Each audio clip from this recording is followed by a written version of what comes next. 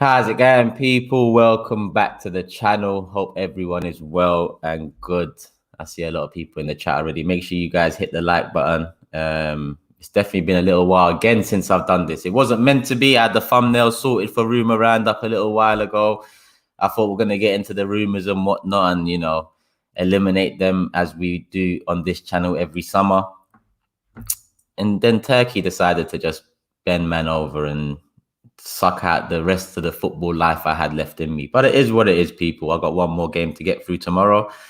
And big up Omar there, trying to mention it earlier. You're the one that reminded me of it all, hence the timeout, my guy. I hope you're well, though, Omar, man. Come on, it's all love.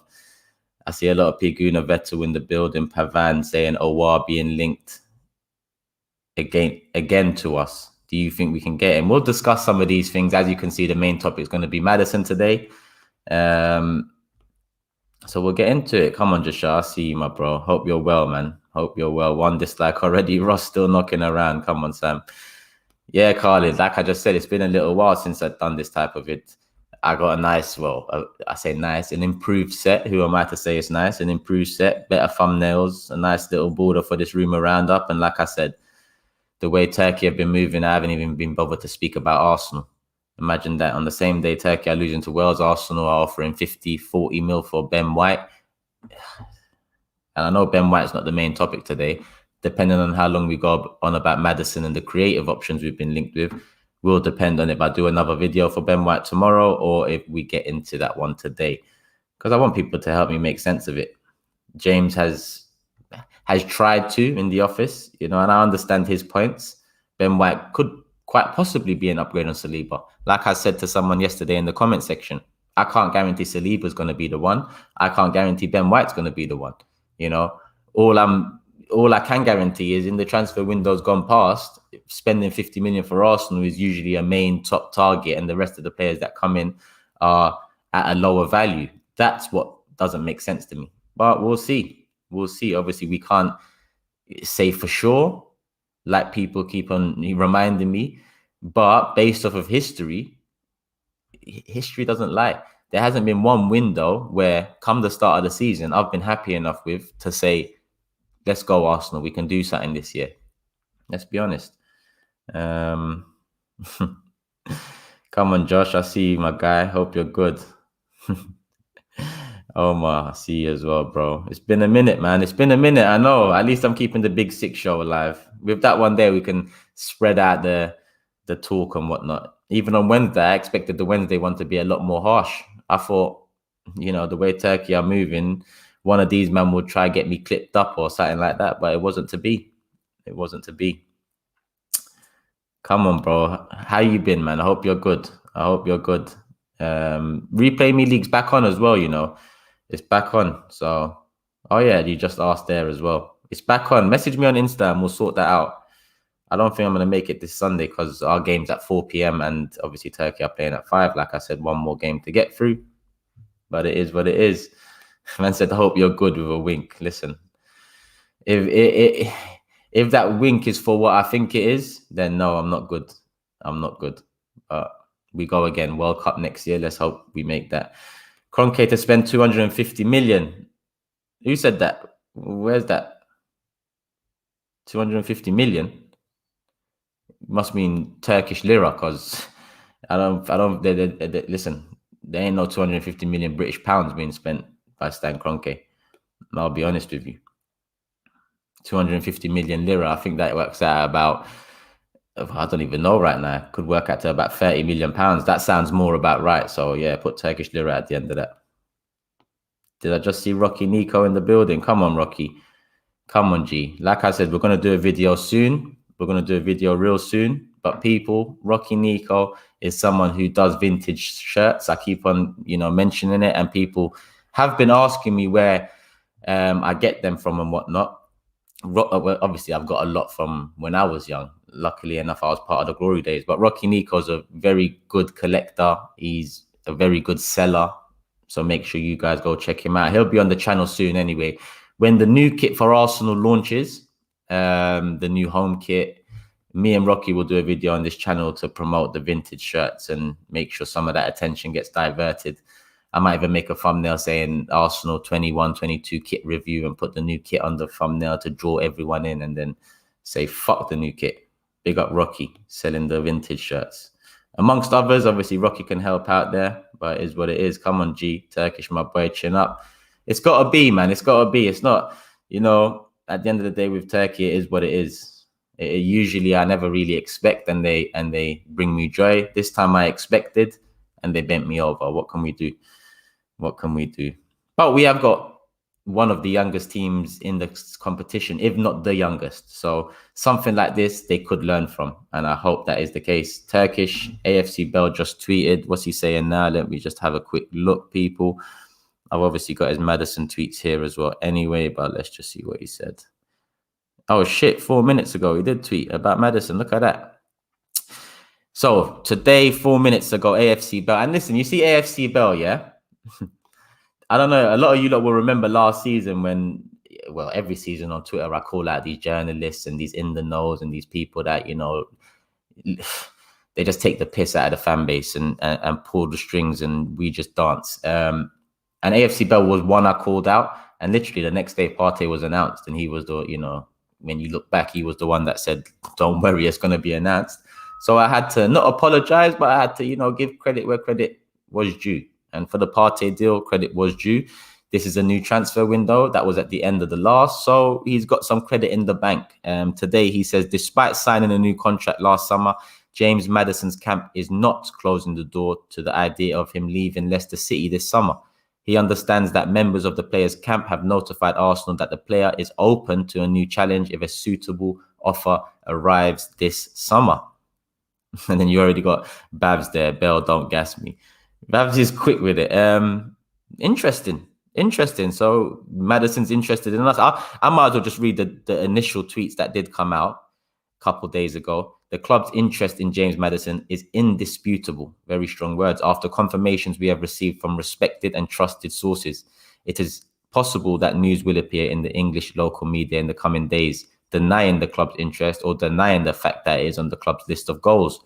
But we do not and will not pay attention to that with all due respect. As we mentioned earlier, on January the 26th, there are no guarantees that deals of this kind will take place due to the absence of penal provisions. That's fair enough. I wouldn't look at that as a cop-out because, listen, especially with Arsenal, these kind of deals, they're not cut and dry.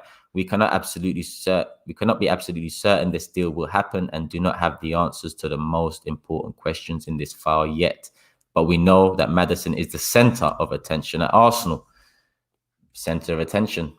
That's big words. Indisputable. Another big word. So if that credit in the bank off of the Thomas Partey deal last summer is anything to go by, then the interest seems real. But the reason I've added Odegaard and Buendia into the title is because so far, up until that AFC Bell tweet a few days ago, those were the two names that were apparently, being argued were our prime targets. Big up KD. Says there's a news. Wait, let me see.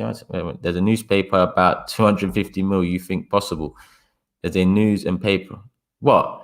So it's being reported about the 250 mil. Nah, like I said, all these lot are missing the Turkish lira at the end because there's no 250 million British pounds at Arsenal to spend right now.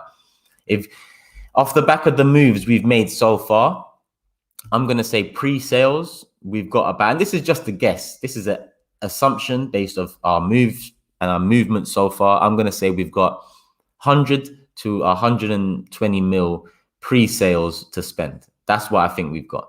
Like I said, it's just a guess. I take from it the bids we've made, the targets we're going for, the number of targets we're going for, and the fact we haven't sold anyone yet. I think pre-sales 100, 120 mil is fair. Now, the sales on top of that won't add nowhere near 100 mil. The sales on top of that, we can barely get 15 for Xhaka. We can barely get 15, 20 for Guendouzi at the moment.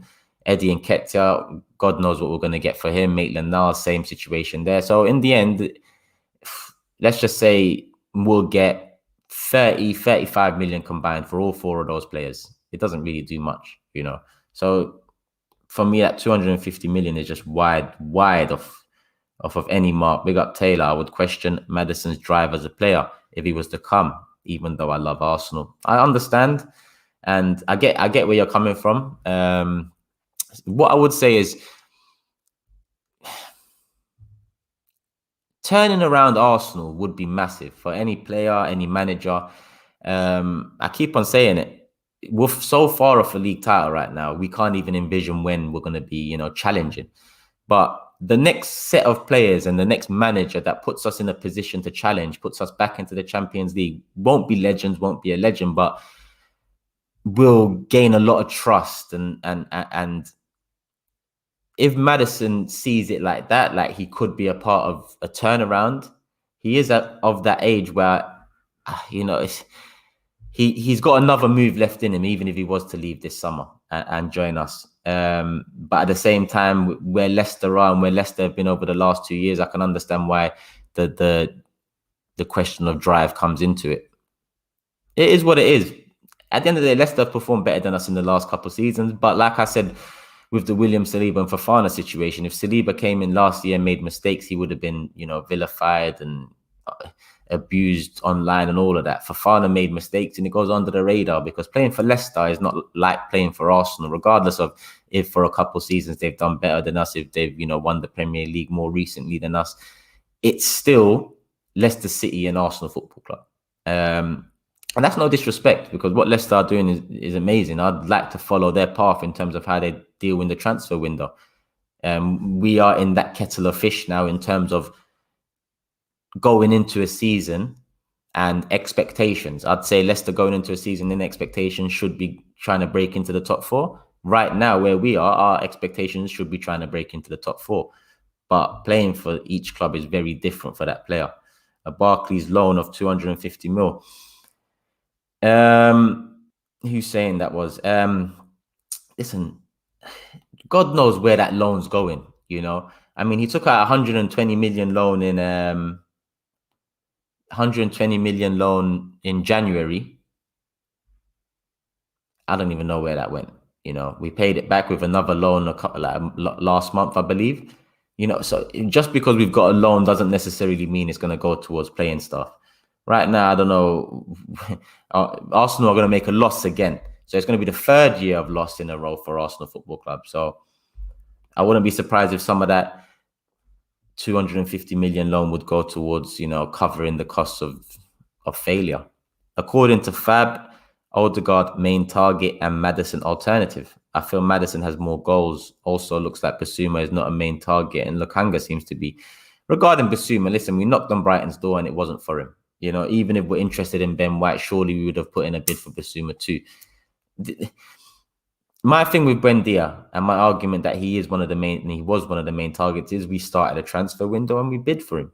If we got Buendia and Aston Villa didn't show any interest and they didn't beat us to him, then do you think we would have been linked to Odegaard and Maddison over the last week or so? No, because we would have had Buendia.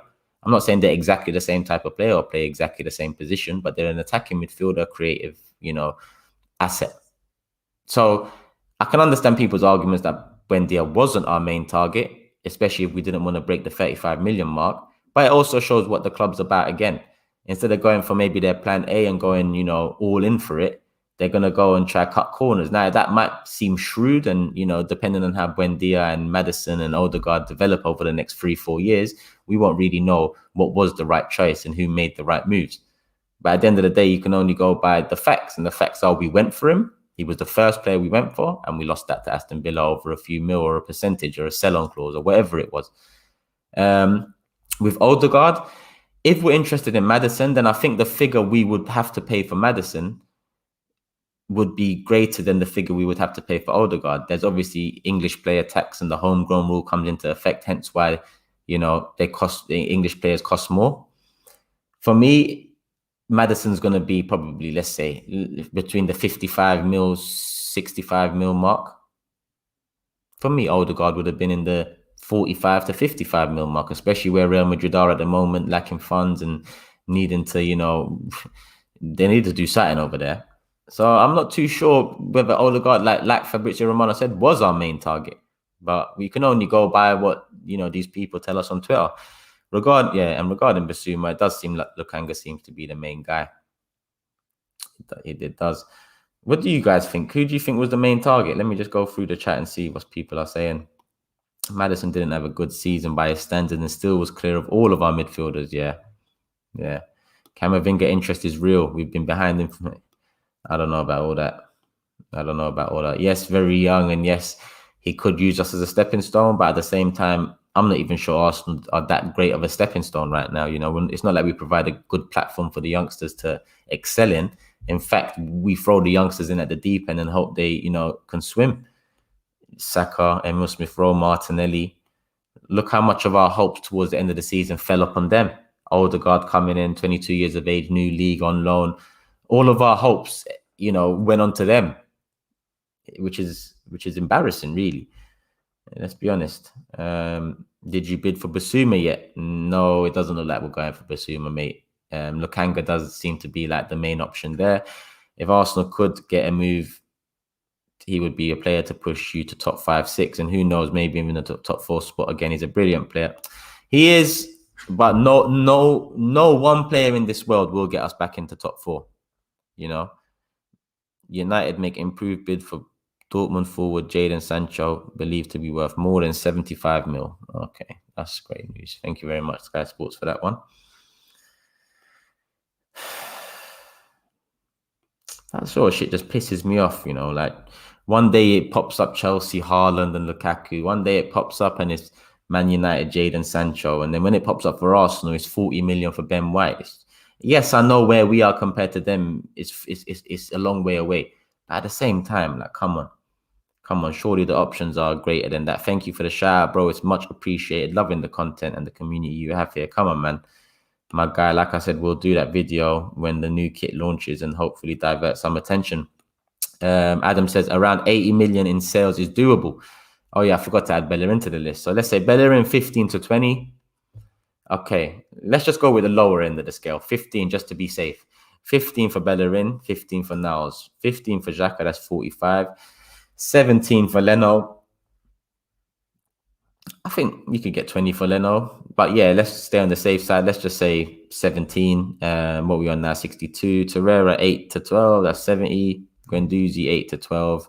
78. And Willian, just go, please. Who are we missing from there? And then you're missing Eddie Nketiah too. Could do another 5 to 10 mil. Let's just say. So yeah, 80 mil in sales is doable.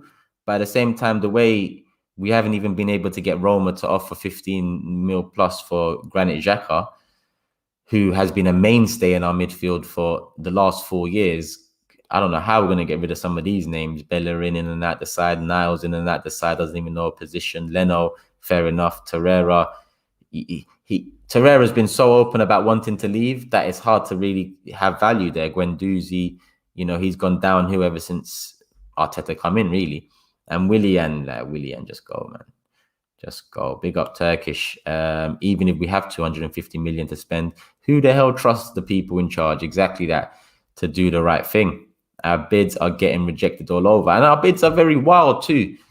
One day it's Emi Buendia. We lose that to Emi Buendia, and then Neves becomes a target. And then Lukanga's behind the scenes. And then all of a sudden, the Basuma rumour picks up again. But then we go for Ben White. I don't really understand it. It's just mad. Like, we go from predominantly a right winger attacking midfielder to a central midfielder to a box to box defensive type midfielder to a centre back.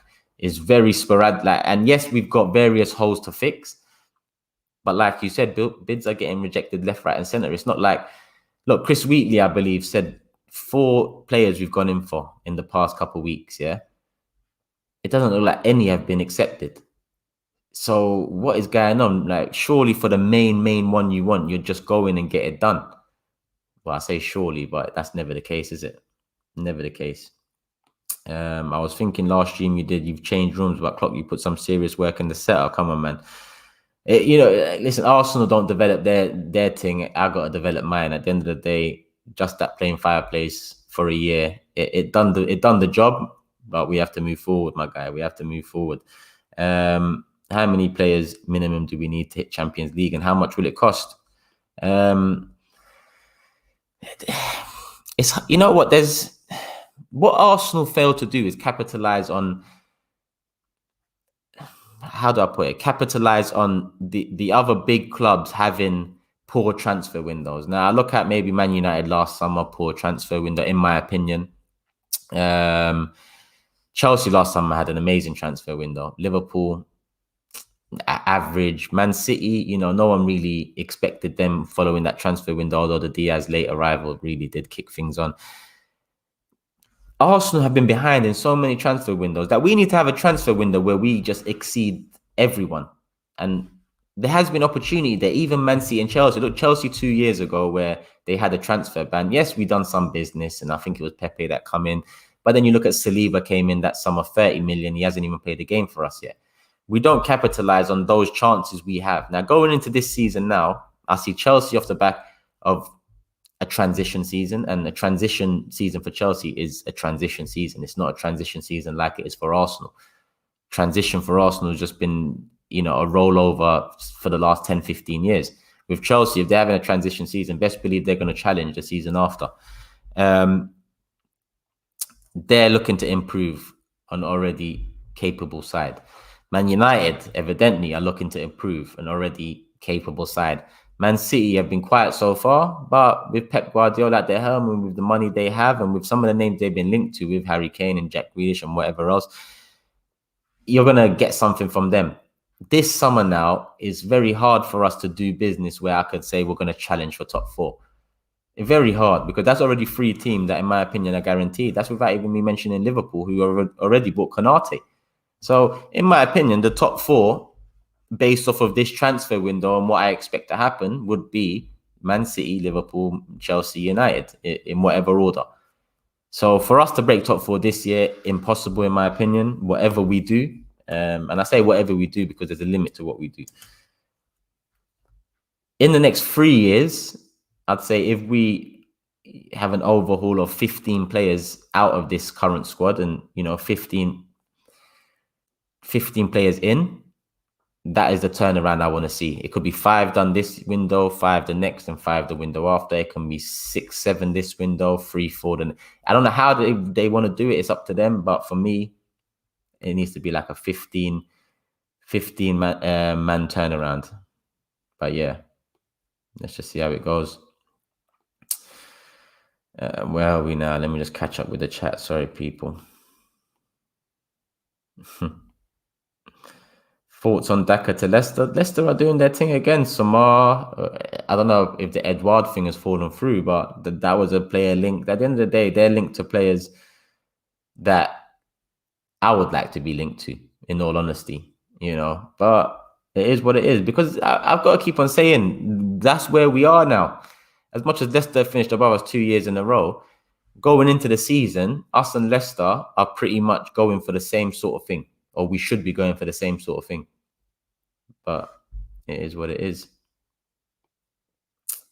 It's another sad start to the window.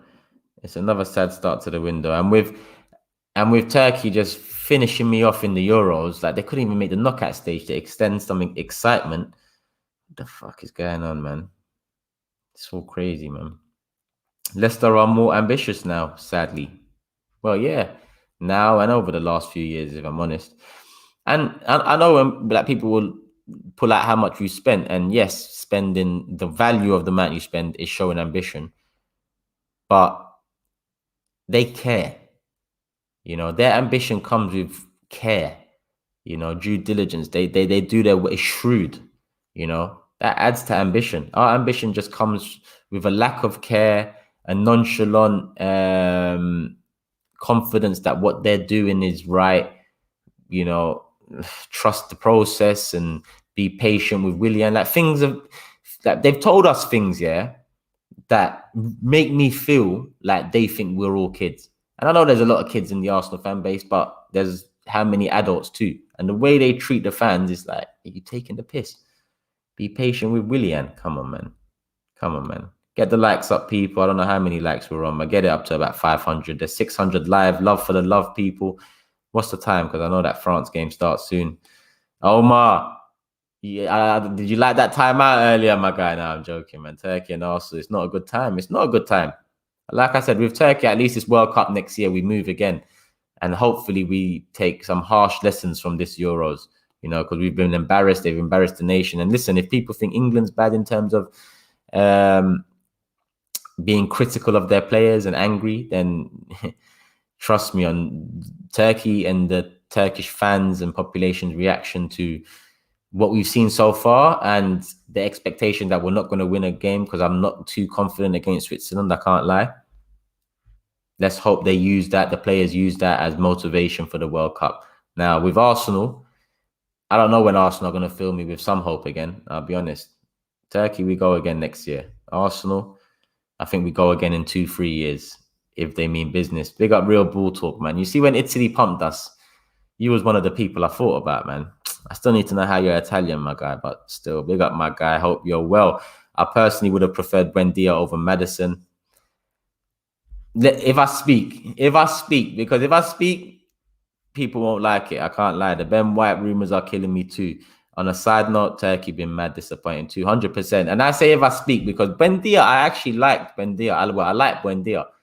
But like I said, we won't know for 3-4 years whether Buendia, Maddison, or Odegaard's going to be the one to really make it, or whether they all make it, or whether two or none make it. You know, we'll see. But I'd agree with you. 35 mil, maybe 40 mil for Buendia is a preference over 60, touching 70 for Maddison. And that's my honest opinion. It is what it is, people. What can I say? It is mad. It is. Let's see what the people are saying. Let me just, because I'm just trying this new method out. I've got the camera there and I'm doing the chat here, so hopefully it works for you lot. But I know I'm looking down quite a bit, but it is what it is. What can we do? The top half of the table, big up YM, is full of hungry and ambitious teams. We'll need 250 million at least just to be in the conversation. Oh yeah, well, on top of the 15 players overhaul, a net spend. Do I say net spend? Is it net spend? How do I say it? 15 players need to be out of this side, and whatever we get for them, plus the 250 mil YM is here talking about, is what we need. Not just 250 mil. We need to, you know, put some more money on that in terms of, because 250 mil, let's be honest, in this modern day, gets you, even if you're shrewd, 7 players, 8 maybe, even if you're shrewd about it. So if I'm trying to overhaul 15 players at the club, we're definitely going to need another 100, 150 mil minimum. Bro, you were calling for Buendia from day one. And that's for the Italy links. I was blown. Oh, I swear, Dan. Half Italian born there. Fair enough, my guy. Fair enough. Dark horses, though. I mean, everyone was calling us dark horses. But in reality, Italy going into the tournament, 8 clean sheets, 20 in 32 games with Mancini, 2 3-0s. First time they've scored 3 in a Euro tournament. It's all mad. Russ, if I was offered that again and I could rewind 2 weeks ago, I'd still do the same thing. You got to back your country and your club in it. You got to do it, regardless of how silly it might be in the end. And you know what? You know what's even worse? I stayed away from these Arsenal watch-alongs for so long, because trust me, it makes me sick. But at the same time, when we're not fighting for anything, I've got no fight and I've got no heart. I don't want people to be watching me. With Turkey, I thought to myself, you know what? Turkey never really let me down. You know, I don't expect much from them, but they never really let me down. And I thought, yeah, let me do the watch-alongs for the Turkey game. No problem, man. No problem. Then the tournament got closer and everyone started saying, Turkey's good, you know, dark horses. They beat Holland 4-2. And everyone started talking about us. And I just thought to myself, shit. Now people are expecting. I don't like this. But I just stayed quiet. I thought, listen, Turkey, you man are proud. You're going to do your thing. Went in, they done the opposite of doing their thing. Let's be honest here. And then you get me on watch-alongs flipping because I actually believed for once. But it is what it is, man. You won't see me flipping tomorrow because against Switzerland, even if we beat them, I don't think we go through third. And even if we go through third, it's embarrassing. Third place team shouldn't be going through anywhere. They shouldn't be going through anywhere. No tactics, no vibes. It is mad. They did look promising, Josh. They did, but it is what it is. It is what it is. YM said I'd swap France with Trinidad or Eritrea if I could. Come on, sometimes you gotta, you know. Man said at least your kid can support England. My child has well, listen, my child has a few different cultures in him. Turkish, Sierra Leone, and well, Irish as well, obviously. So and big up Sierra Leone, they just made their first African nations for a few years. Same year he was born as well. We'll see what happens with that one. But really and truly, you know, until you're about 6 years old, that's when you really grasp football. And like I said, 2002, how old was I in 2002? I was 14. I was 30. I was 14 in 2002. We won the league at Old Trafford, and Turkey finished third in the World Cup. That's that year in my life of football. Really and truly, there's very little that can do better than that. Let's be honest, club and country. But then you get this year, 2021, where Arsenal finished 8th in the league and Turkey get knocked out in the group stages. You win some, you lose some. You just keep it moving, people. What can we do? Swings and roundabouts. Swings and roundabouts. Bro, if we sign Ben White, as all the rumors are worryingly pointing to, do you think that's silly? Yeah, I do. I do, because a lot of people are saying Holden's the one that's going to leave. But for me, we just gave Holden a new contract. So, you know, you don't be putting your hands up, you, because you're always trying to be on my neck and that. Now, all of a sudden, I said Sierra Leone, you want to put your hands up. My guy, I see your comments always trying to get on my neck about how negative I am and this and that. Please, big up you, though. Big up you. Take you on the chin. It's all good. Yeah. Look at you. Fam. Maddison isn't in favour with Rodgers. With the new signings coming in and system he's looking at, there's a good chance Leicester will want to cash in now. You think? But yeah, and I guess this season he's had quite a few injuries. Well, to be honest, he's been there 3 years. You know, the first year he had a pretty injury-free year, and then moving forward, he played less and less games season on season. But yeah, it is what it is. Let's see.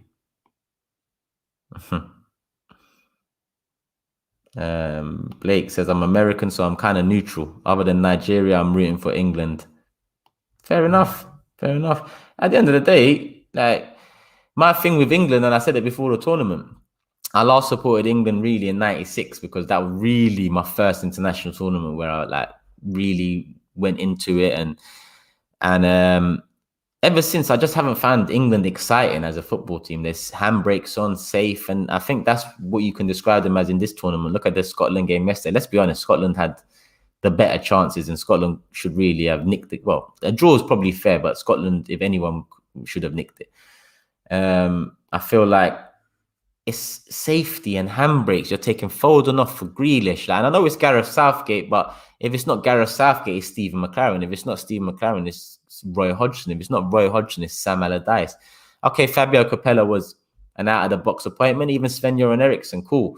But some of the managers England go for just because they're English, it just doesn't make sense sometimes. And I understand Gareth Southgate came through with a lot of these players, but keep him there.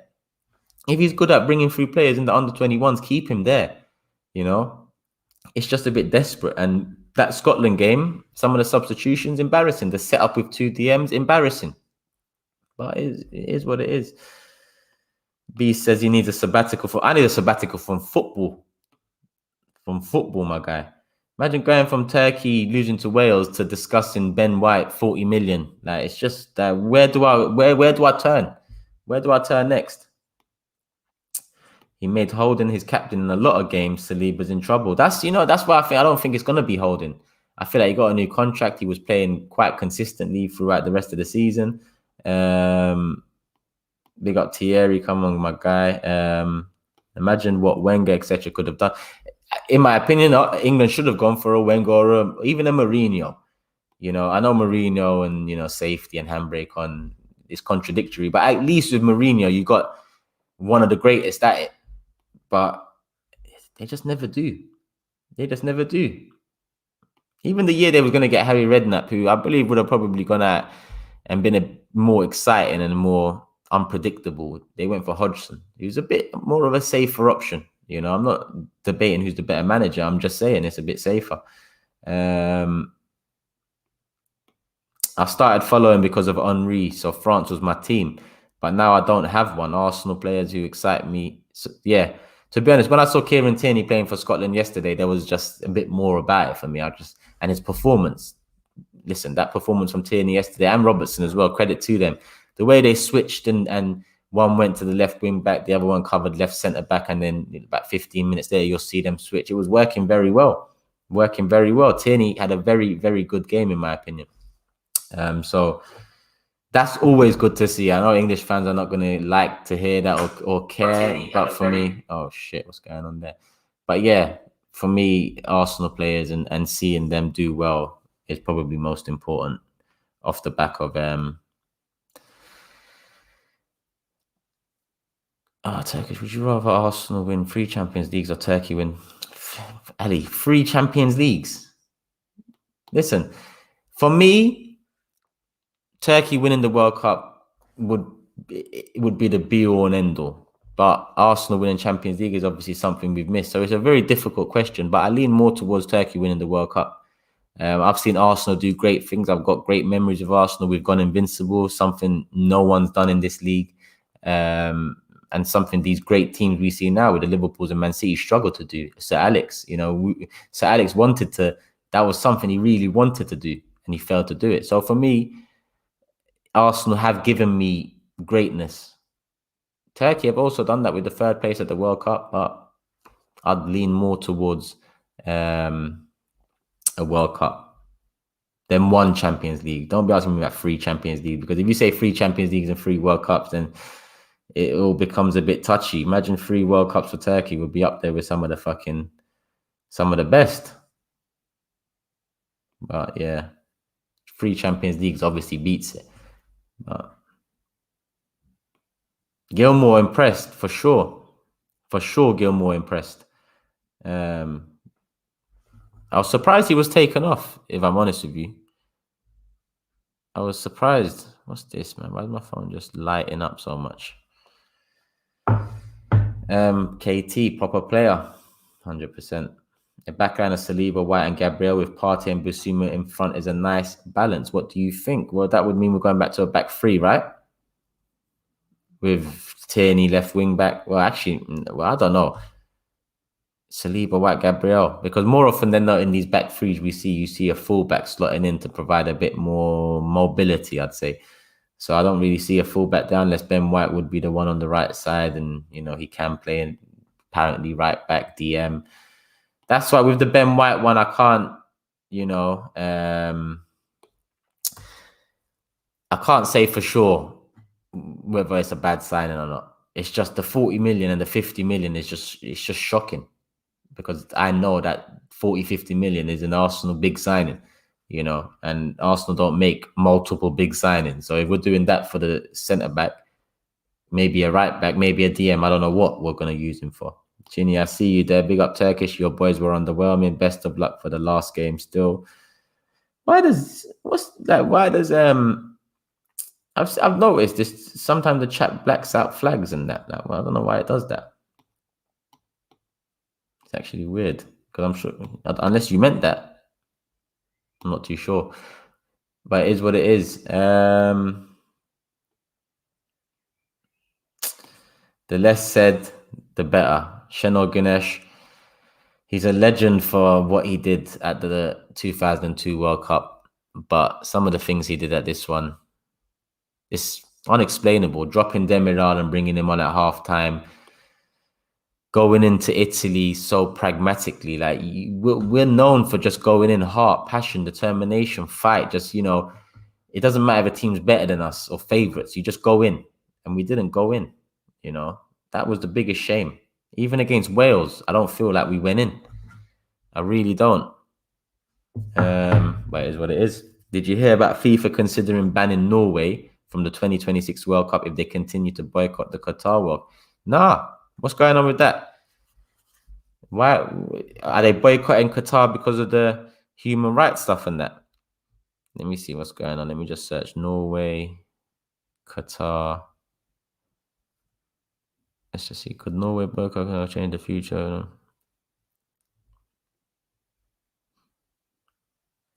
Fair enough. Fair enough. I can't read it all here, but fair enough. I'm gonna read more into that and get some more knowledge around it. But we'll see. We'll see. Swear down, Ginny. Is that what's happening there? Because I've seen people say English flag gets blacked out. Is that what's happening to Palestinian flag now as well? Let me write it. Let me see what's going on here.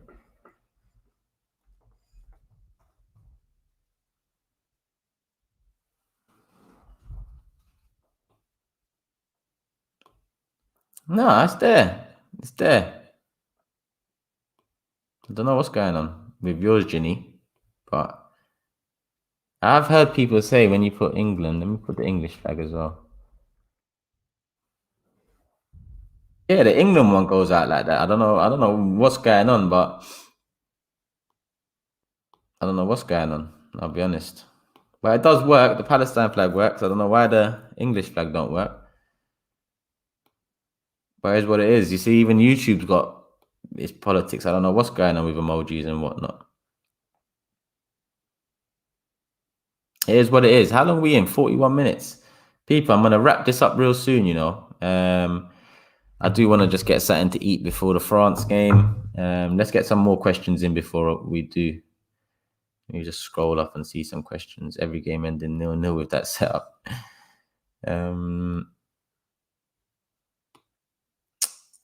AFC Bell spoken on Madders. Yeah, I saw it. Did he say anything else on top of what I read out? That 4 minute, well, not 4 minutes, but when I first came on, he said something about Maddison's interested. Sometimes he makes it a thread, isn't it? No, it's not a thread or anything. Yep. We've covered that. We've covered Maddison. Ben White. I don't know, man. I don't know about Ben White. I really don't know. So the Britain flag works. Is that Britain? Yep. The Britain flag works. Yeah, England's the one that's getting blacked out. I don't know. I don't know what to tell you guys. I'll be honest. Turkish, are we seeing you today? Nope, not today. I don't want to watch no other games. I'll be honest, man. I barely want to be there tomorrow for Switzerland. Big up Turkish. I remember Turkey had some bad boy players back in the day. Emre, Hakan Şükür, Turan, Gökhan, Baştürk was the one. Bayer Leverkusen. Them times it was rare to see Turkish players in Europe. And he was doing his thing over in Germany. We did. The problem is, now we have players that you'd expect more from and more players in Europe. Vital players to title-winning teams. When you look at Lille, for example, or even Soyuncu at Leicester with the FA Cup. Demiral at Juventus, I know they've fallen off recently, but really and truly, their managerial appointments and going with the lit over him all the time is just not making too much sense. But that's another debate for another day. That's what let us down. Everyone expecting of us, in my opinion, was too much pressure. And that's not an excuse, because these players should be embarrassed. Because in general, I believe the Turkish way of playing should be to thrive under pressure, to excel, let the pressure motivate, because heart, passion, fight, determination, these are the things that I associate with Turkish teams in the past, but it wasn't to be. Fair enough. Keep your head up. Love seeing your passion for Turkey. Listen, that passion will come back. To be honest, at the end of the day, at Arsenal games, when I'm there, I'm not far off that. When I'm watching games at home, I am far off that, because with Arsenal, watching games at home, no atmosphere, and knowing what to expect. Even though I know what to expect when I used to go games, when you're at the game and you're around 60,000 fans and you're seeing it live and you just wasted time to fucking go there and see the bullshit in action, it can make you a lot angrier than if you're just watching it at home in the warmth, enjoying a nice dinner that didn't cost £10 for a burger or something like that. So yeah, one day I'll come back for Arsenal. What a game. 2-0 down, knee, hot top corner. checking goal for them. What a game. I think it all falls down to the drop in levels of football over the years. They're not as good as we think. Whether you're in the top 5 leagues or play for the big 6, it's sad to see. Yeah, the drop off is like major. The drop off is major. That is what it is. That goal was cold. Never mind that. What about when last 16 Croatia, they scored in the 119th minute. Turkey scored in the 120th minute. We beat them on penalties. What a day. What a day.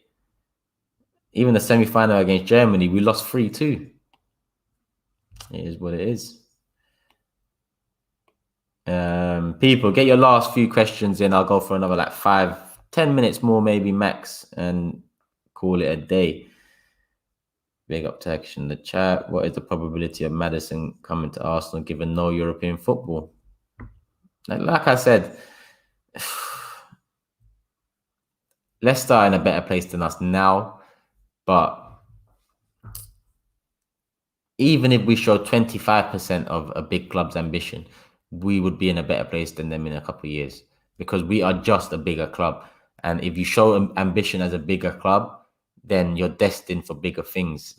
It just, that's the way the cookie crumbles. It's not fair, but it's fair with Arsenal because Arsenal's big club status comes from history or trophies. It might not be fair when it comes down to some other clubs that's just, come through with money. I understand that, but, apparently we will spend 250 million. I'm not going to say it again. But it's Turkish lira, Josh. I am going to say it again. Because of Arteta wanting to bring in low-risk, high-reward players like Lokanga. Thoughts?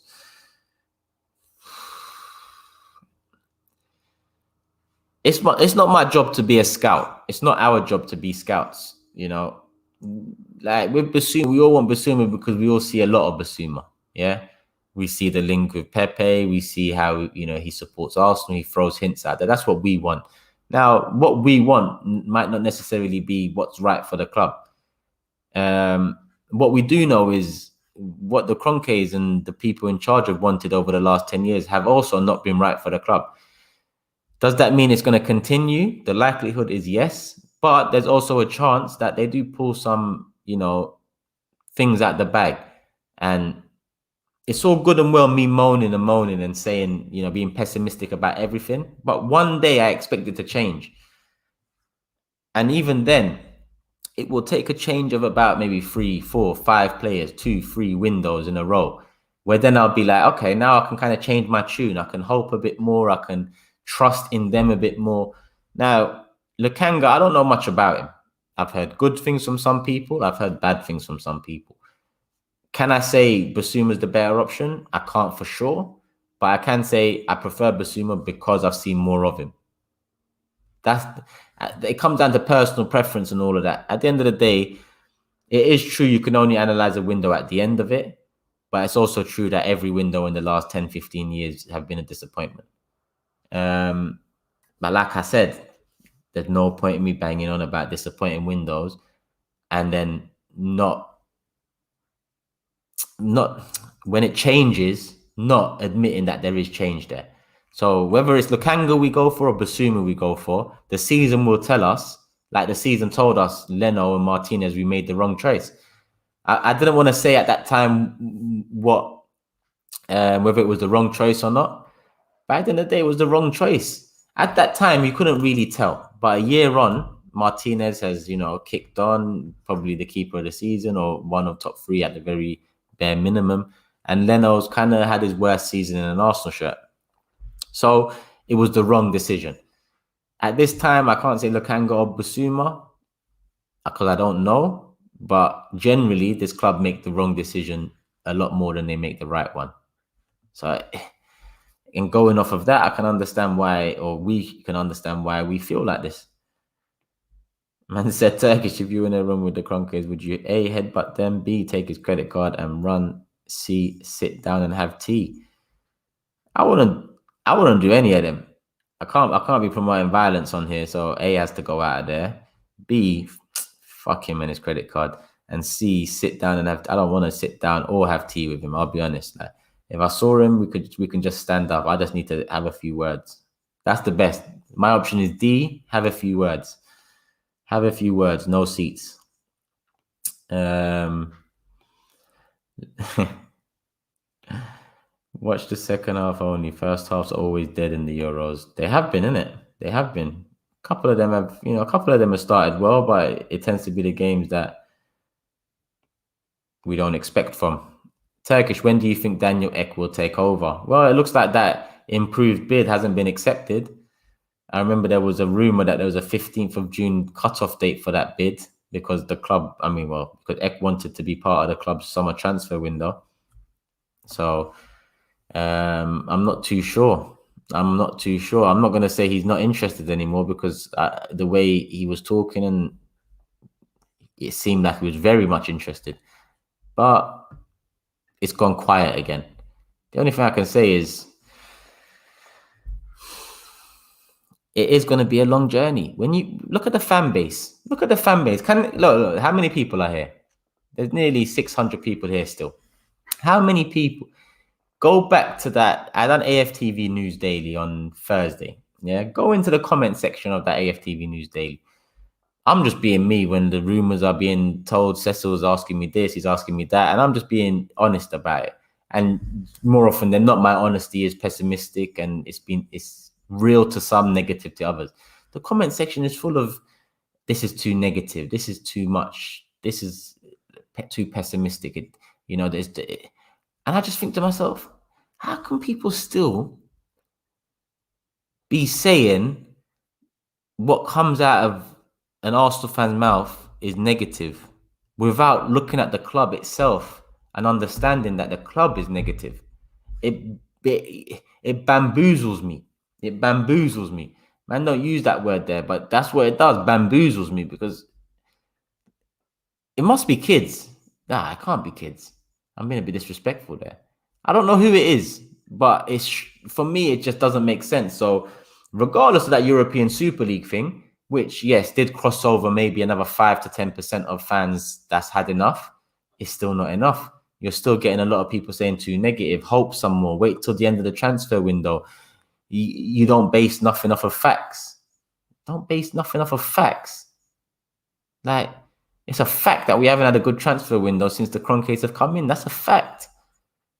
So telling me to wait till the end of the window, I can understand because the facts are yet to come for this window.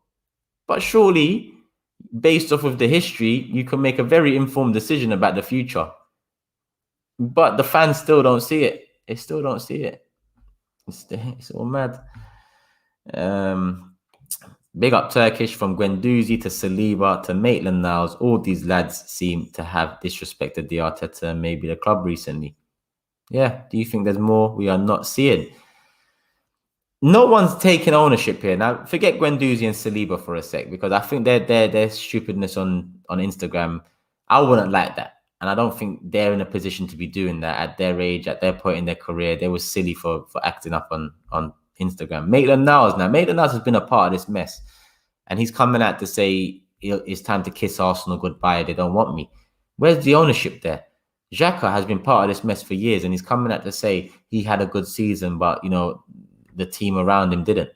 Like, who's taking ownership here of anything? Wenger left, no ownership of none of the problems. Josh comes out, it's be excited, it's we've heard you, it's we're going to engage. No ownership of none of the issues that have happened at this football club. None. So I don't understand how I'm meant to respect any of these players or any of these staffs and knock that thing out of it when they're not even being men about it. Like, own up to your part in this mess, and then maybe we can move forward. But until then, I don't see it. Odegaard is very overrated. 2 goals, 2 assists with 1 big chance made in 20 appearances. He's slow, very one-footed, and takes too long to progress the ball. All fair criticisms, I can't lie. That's all fair. 2 goals, 2 assists, 1 big chance made in 20 appearances. Obviously, on the other side, 22-year-old, he's been, he's been through his fair share of problems in the last couple of years. He's come in, to a new team, struggling team, in a far different league than he has been in. Those all work in his favor. But I do agree with you that he is slower, especially when you compare him to Emil Smith-Rowe or Buendia or Maddison. But he's also the best or the biggest leader of the bunch, in my opinion. I think if you have Odegaard, Buendia, Maddison, Emil Smith-Rowe, and you look at who's the biggest leader, I'd say Odegaard. And you can see that from some of the actions on the pitch, you know, especially in his short time here. So I agree with you on some of them criticisms, but at the same time, there's things he has that, in my opinion, the others that we've linked with, or Emil Smith-Rowe that we have, that we don't. Turkish, loving your content with AFTV and your channel. Thank you, my bro. What do you think of the rumor that we have 250 million to spend? Personally, I don't believe that. 250 million what to spend? See, the more people keep on saying 250 million, the more I'm getting annoyed. Because if history doesn't give us the answer to that question, yeah, then I don't know what will. I'll be honest. People like to be blind and be open, and it's all of people like to be blind to the truth, because not everybody can be honest and open with themselves. It's all a facade, but you speak the realest truth. Thank you, my bro.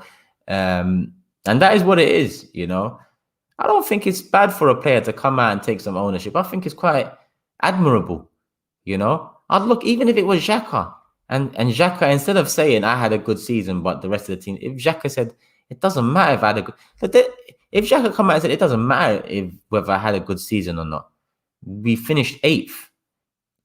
Again, this club shouldn't be 8th, and we've been going downhill for the last 4 or 5 years. It's not acceptable. I'm sorry to the fans, and so on. As much as I don't like Granit Xhaka as a player, that is admirable. I would love that, because it's taking ownership and showing that's leadership to me. You know, that's leadership. But you don't get that. You know, you get Maitland-Niles kiss Arsenal goodbye and all this stuff. How can Maitland-Niles say kiss Arsenal goodbye? My man's had a lot of chances here at the right back position. He went to West Brom, played where I don't even know where he played, because I don't watch West Brom. And he didn't cut it again. You know, man. Temi Tope says, with the Ben White deal, I think there's potential for Arteta to go back to playing 3 at the back. So this makes more sense than seeing White as a replacement for City. What do you think? If that's the case, we still need a right back, and we still need this central defensive midfielder, and we still need an attacking midfielder. So as much as you might be right, and this might be his intention, I'm failing to, like, I can't see us spending 50 mil on White, 70 mil on an attacking mid, and 60 mil on a central defensive mid or central midfield. Like, I can't see that happening. What I can see is 50 million on White, 20 million on Lokanga, 15 million on the right back. And that's not right to me, because the main priorities this summer should be central midfield and right back. So this summer, if we're in a budget and I've got that budget, I'd be like 50 million for the central midfielder or the right back, 20 million for the other that we didn't get, and then 15 mil for the, like, I know it sounds bad that way too, because no one wants a 15 million centre back. Let's be honest. It's very hard to get value for money. But surely priorities matter.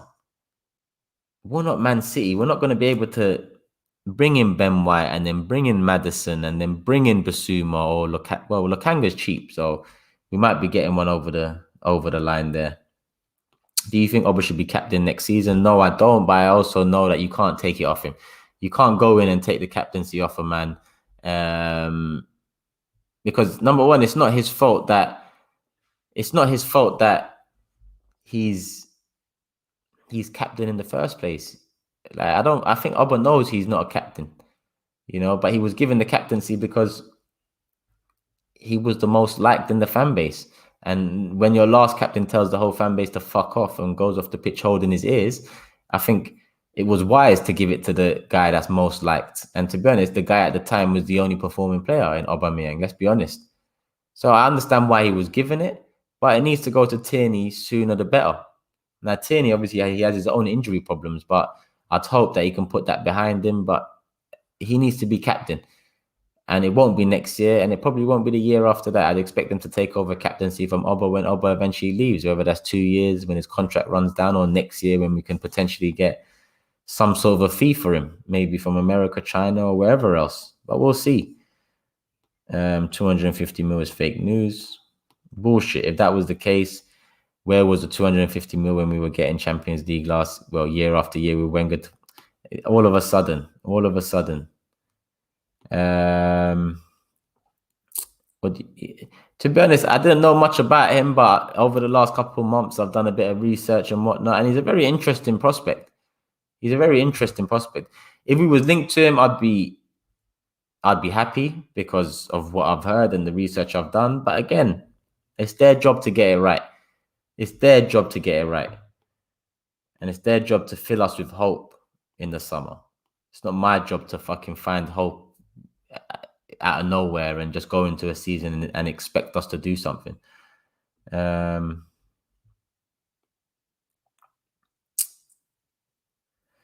Phantom says, Maitland-Niles is just a kid and his whole career is in the balance. He needs to know what's going on. He helped us win the FA Cup. He isn't responsible. He isn't solely responsible, but he's been part of it. He's a young man that's lucky to have been given so many appearances from Arsenal, regardless if it's not in a position he likes or not. He's a lucky man, because it's not like he's a Saka or a Martinelli where he is a wonder kid, let's say. He was never a wonder kid. He looked like he was a decent player coming through, and he got an abundance of chances because of Bellerin's injuries. It didn't work out. I'd expect a bit more respect than kiss Arsenal goodbye when you're talking about potentially leaving the side. That's all I'm saying. He has been part of the last 4 years. He was given chances by Wenger, Emery, Arteta. Yeah, he's not solely responsible, but if you've been given chances and you've been part of something, don't come and now act like your shit don't stink and kissing Arsenal goodbye. Like I said, forget the kiss. Wasted seconds. Just leave if that's the case. There's a better way to say what you're saying. And Phantom, I can understand you seem to be a fan of Maitland-Niles or whatever, but all he had to do was say it in an appropriate manner. I agree with you, he needs to know what's going on. But at the same time, you don't have to say kiss Arsenal goodbye. And to be honest with you, I can tell him what's going on. You can tell him what's going on. He hasn't got a place in the team. So, what can we do? Does he? Raiola's agent, yeah. We won't even hire a manager that could be difficult, let alone work with an agent like Raiola. Gunaveto says the biggest problem with Kroenke is when if we do get back to the top 4, that is more than enough for them. Hence why I continue to moan and bang on the drum, because this fan base is going to be celebrating no end if we make top 4 again, forgetting that top 4 was enough for more than 10 years for the Kroenkes. But people will leave it at that.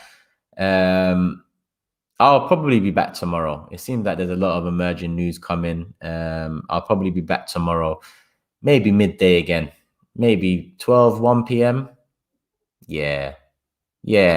Before the Turkey game, before I head into the office for that last 90 minutes.